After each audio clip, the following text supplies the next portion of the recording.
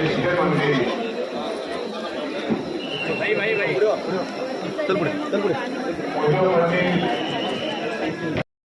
हे मगाशी बोललो ते मला सोर्स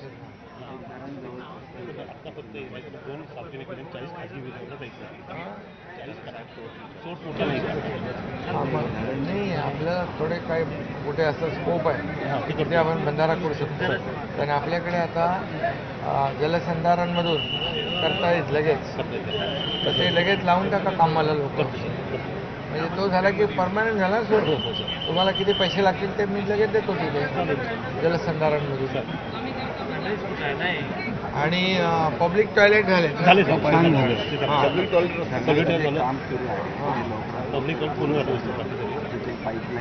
कुठे कुठलं हां अच्छा ते देऊळ मग ते किती लांब आहे इथून? 18 किलोमीटरच्या. ते ठीक आहे. आणखी कुठे इथं जवळ स्कोप असेल तर तेही आपण ह्याच्यातून करू जलसंधारणमध्ये इमिजिएट लगेच. आणि भक्त निवास पण ते तुमचं ते पहिलं आम्ही भेटतो येऊन तर ठाण्यामध्ये येऊन ठाण्यालाच येऊन आणि दुसरा जो विषय आहे तो मुंबईचा जो विषय आहे, मुंबईचा जो आहे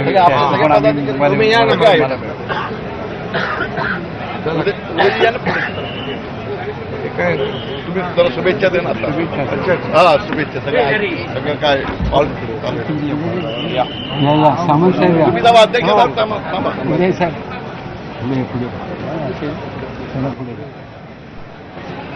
आई भराडी देवीच्या उत्सवाच्या निमित्ताने आलेल्या सर्व भराडी देवीचे भक्त बांधव भगिनी सगळ्यांना मनापासून शुभेच्छा देतो. आणि दरवर्षी लाखो भाविक या यात्रेला येतात आणि आईचं दर्शन घेतात मनोभावे श्रद्धेने. आणि नवसाला पावणारी देवी म्हणून या आईची ख्याती नावलौकिक आहे. आणि म्हणून हजारो लाखो लोक या ठिकाणी येतात. मंदिराचं काम देखील चांगलं सुरू आहे. अंगणे कुटुंबीय या देवस्थानाचं सगळं जे काय पावित्र्य मांगल्य आणि इथलं डेव्हलपमेंट करताय. खरं म्हणजे अंगणे परिवार एवढं मोठं काम करतोय हे खरं म्हणजे याचा आदर्श इतर लोकांनी घेतला पाहिजे. आणि म्हणून शासनाच्या माध्यमातून देखील जे जे काही करता येईल ते त्यांनी सांगावं. आणि भक्तांसाठी या ठिकाणी जे आवश्यक आहे सोयीसुविधा त्या तिथं कुठेही सरकार मागे पडणार नाही. पब्लिक सार्वजनिक शौचालय, सार्वजनिक आपलं बाथरूम्स या ठिकाणी आणखी कमी पडले तरी आपल्याला करता येतील कलेक्टर. आणि पाण्याचं जे काही प्रश्न आहे तोही आज त्यांनी सांगितला आहे. आणि तो पाण्याचा प्रश्न देखील आपण कसा सोडवता येईल यासाठी मी जिल्हाधिकाऱ्यांना सूचना दिलेल्या आहेत. भक्तनिवासचं बोलायचं नाही भक्तनिवास तुम्ही सांगितलं. आणि अंगणे परिवाराने भक्तनिवासाच्या बद्दल देखील सांगितले. पण ते परमिशन निघून द्या. ते मिळाल्यावर म्हणजे परवानगी मिळाल्यावर, परवानगी म्हणजे सरकारची नाही आपल्याला देवीची.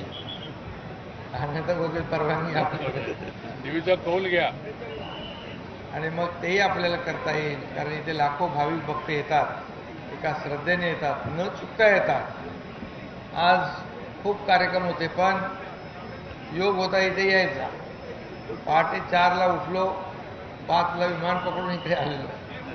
त्यामुळे शेवटी एक देवीचं एक जे सत्व आहे आणि ते बरोबर इकडे आपल्या भक्ताला दर्शनाला खेचून आणतं. याच्यातला तसं बघायला गेलं तर आपलं का अध्यक्ष महोदय आपलं तसं येण्याचं प्रयोजन नव्हतं. पण मनामध्ये होतं की पण आज 2 तारीख महत्त्वाची असते. या तारखेला या ठिकाणी सर्वजण येतात. त्याप्रमाणे दरवर्षीप्रमाणे मी आलो.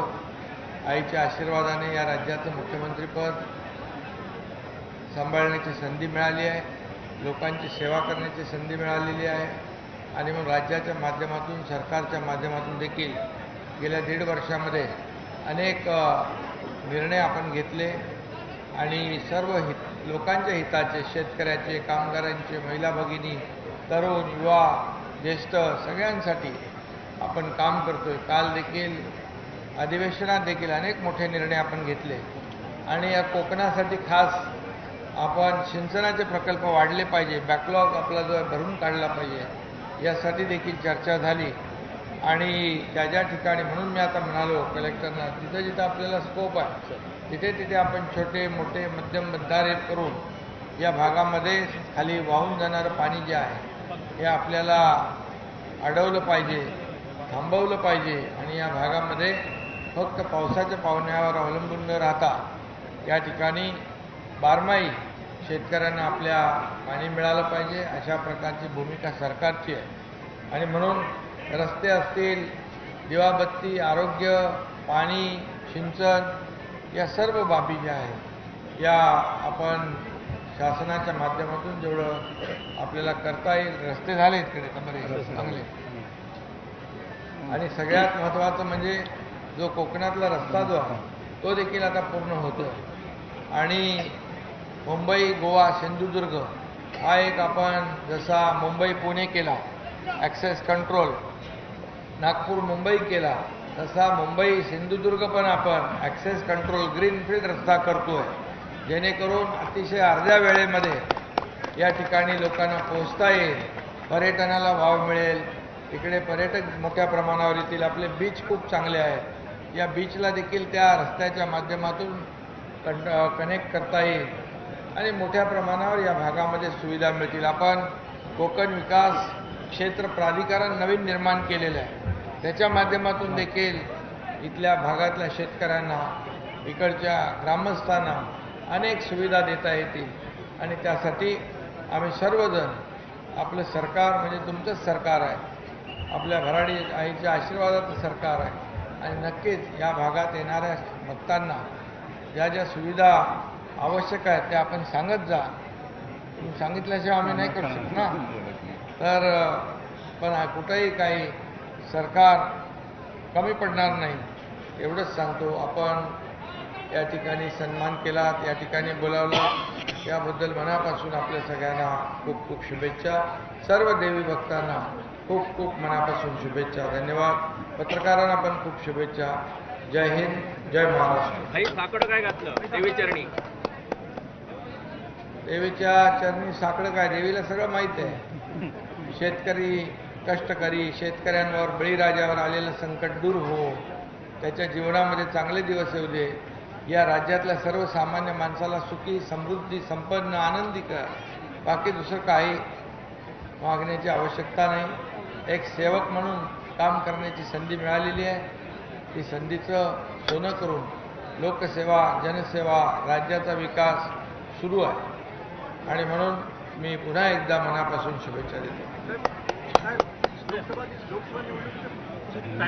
मराठा आरक्षणा प्रश्नी आता कोर्टामध्ये गेलेले आहे. सरकार या संदर्भातलं काही दाखल करणार का? केलेलं आहे, यावेळी दाखल केलं आहे. आणि ते मराठा आरक्षण टिकणार, कायद्याच्या चौकटीत बसणार, हेच असं सगळ्या त्रुटी दूर करून दिलेलं आहे.